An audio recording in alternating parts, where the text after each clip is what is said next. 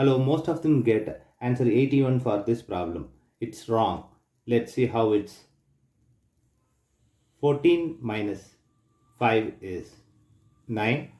Here 14 minus 5 is 9. Consider here multiplication. Now 9 times 9 is 81. This is wrong. According to the order of operation, PEMDAS,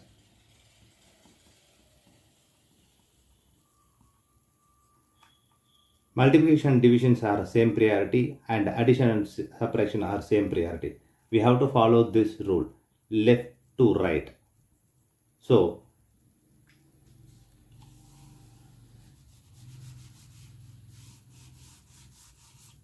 now we have to solve this first bracket.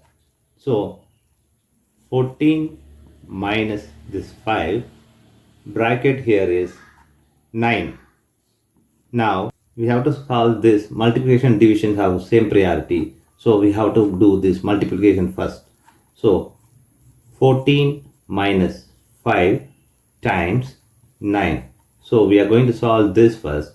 So 14 here minus 45. So 14 minus 45 is minus 31. This is the correct answer.